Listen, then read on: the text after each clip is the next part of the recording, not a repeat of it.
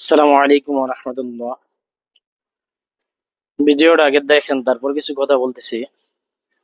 বদ্ধ করে আজকে যদি আমাদের দলীয় সাংগঠনিকভাবে আমাদের বিজেপি পুরো বাংলাদেশে এক সপ্তাহ যদি রাজনীতি বদ্ধ করে টিকলাতে জামাত ইসলামরা এখনো ফিরতে ফিরতে আওয়ামী লীগে বঙ্গোপসাগর করেন আমাদের গেড়ির বিএনপির গেড়ির উপরে মাথার উপরে নুন রাখি ভরে খাওয়া তো তোমাদের সর্বি জমাইছে। আমাদের নেতারা যদি এখনো বলে রামপুর থেকে আমরা 10 মিনিটের মধ্যে তাদেরকে বিতাড়িত করবো, তাদেরকে সাবধান করে দিবে। এই ছেলেপেলে আমাদেরকে দেখলে টিটকারি করে, উস্কারি কথা বলে, তোমার ফেসবুকে হাসাহাসি করে। আওয়ামী লীগকে দেখলে 170 জন সালাম দেয়, ভাইয়া কেমন আছে, আমাদেরকে দেখলে গাল ফটকায়, ভাগাভাগি করে আমাদের সাথে। এগুলো চলবে না। বিএনপির নেতা কর্মী, যুবদল, ছাত্রদল সামনে আগামী দিনে নেতাদের নির্দেশের অপেক্ষায় আছে, বসে থাকবে না কোথায়। দেখছেন সে কি বলল যে জামাত ইসলামকে নাকি এক সপ্তাহের ভিতরে সে হাসিনার মতো দেশ ছাড়া করবে বা বঙ্গোপসাগরে ফেলাই দিবে। আসলে একটা জিনিস কি, এদের লজ্জা শরম কিছুই নাই। ঠিক আছে, ওই যে কথা আছে না যে হাতি ঘোড়া গেল তল, ছাগলে কত চল। গত 17 বছর চেষ্টা করে যারা কিছুই করতে পারলো না, অথচ তারা শিক্ষা নিচ্ছে না, তারাও একই বয়ান দিতেছে শেষ করবে শেষ করবে। শেষ করতে করতে কিন্তু নিজেরাই শেষ হয়ে যাচ্ছে, ওদিকে লক্ষ্য করে না এরা। ঠিক আছে, তো যাই হোক, এবার আপনাদেরকে ইসলামিক একটা কথা শোনাই, অর্থাৎ বদর যুদ্ধের ঘটনা। অনেকেই হয়তো জানেন, বদর যুদ্ধে যখন মুসলিমরা জিতলো, তখন কিন্তু ওখানে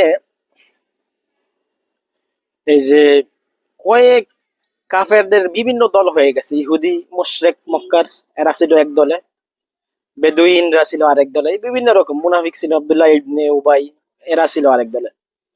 তো এর ভিতরে যারা বেদুইন ছিল, তারা চিন্তা ভাবনা করলো তাদের কাজ হয়েছিল একমাত্র জলদস্যুতা, অর্থাৎ মানুষের সবকিছু লুটে ফুটে খাওয়া।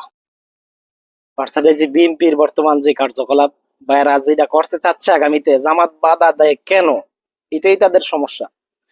তো ওদের বেলাও এরকম ছিল যে ওরা চিন্তা ভাবনা করছে যে মোহাম্মদ যদি আজকে মদিনাতে ইসলামিক একটা রাষ্ট্র তৈরি করে শক্তিশালী, তাহলে আমাদের অবস্থা কি হবে। আমরা তো আর লুটে ফুটে খাইতে পারবো না, আমরা তো যা মন চায় যেটা মন চায় সেটা করতে পারবো না। ওদের চিন্তাধারা ছিল এইটাই। এই আক্রোশ বা ক্রোধ নিয়ে তারা ইসলামের বিপক্ষে লেগে গেল, এই বেদুইনটা। আর এদিকে আমাদের বিএনপি ভাইয়েরা যারা শিয়াল ছিল এক সময়, গর্তে লুকাইছিল, তারা দেখেন কত বড় বড় কথা বলে, কি করব না করবো, হ্যান্তারেঙ্গা তেন্তারেঙ্গা লাডি কান্দার মুগুর বরেঙ্গা, কি ছিড়বো তারা। ঠিক আছে, এই মানুষগুলা শিক্ষা কি আহত নিবে না? যে ইতিপূর্বে দেখছে এই বড় বড় কথা কি আওয়ামী লীগ কম বলছিল? পালাইছে কারা? দাঁড়াই তো পালাইছে। সুতরাং অহংকারী কথাবার্তা বা বড় বড় কথা যারা বলবে তারাই পালাবে। ইসলামপন্থীদের টেনশন বা ইসলামপন্থীদের টেনশনের কিচ্ছু নাই। এরা বাঁচলে গাজী, মরলে শহীদ। পালাবে কিন্তু এরাই, দেখবেন লাস্টে। ঠিক আছে, কারণ এরা যতই বড় বড় কথা বলে, আপনি একটা জিনিস খেয়াল করবেন, ফাসেক ফুজ্জার এবং মুনাফিকরা যতই বড় বড় কথা বলে, কিন্তু তাদের অন্তরে একটা কাঁপন থেকেই যায়। আর সেই কাঁপনটা হচ্ছে তারা এই যে বিভিন্ন ইসলামপন্থী দলদেরকে তারা ভয় পায়, কিন্তু মারাত্মক ভয় পায়। ঠিক আছে, তারা দেখতেছে যে আগামীতে রাষ্ট্র ক্ষমতায় যাওয়া আমাদের জন্য সবচেয়ে বাধা হচ্ছে ইসলামপন্থীরা এবং জামাত ইসলাম। সেই জন্য আবল তাবল বকতেছে। আমরা বড় কথা বলবো না, তবে আগামীতে ইনশাল্লাহ নির্বাচন দিয়ে আমরা দেখিয়ে দিব। নির্বাচন আগামীতে ইনশাল্লাহ ইসলামপন্থীরাই ক্ষমতায় যাবে, দেখবেন। এদের বড় বড় কথা আর থাকবে না। মানুষ প্রতিটা জায়গাতে এদেরকে চিনে। চান্দাবাজ ছাড়া মানুষ কোনো কথাই বলে না এদেরকে।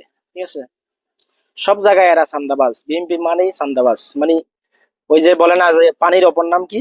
জীবন। মানুষ বলে কথায় কথায়, যদি আমি এটা সাপোর্ট করি না। জীবন দেওয়া মালা এবং নেওয়ার মালিক আল্লাহ তাআলা একমাত্র। তো এখন বিএনপির অপর নাম হচ্ছে চান্দাবাজ। ঠিক আছে, সুতরাং ওই যে লাস্টে এই কথাটাই বলবো, হাতি গোলা গেরা তোর, ছাগলের কয় কত চল। ভালো থাকবেন। আসসালামু আলাইকুম।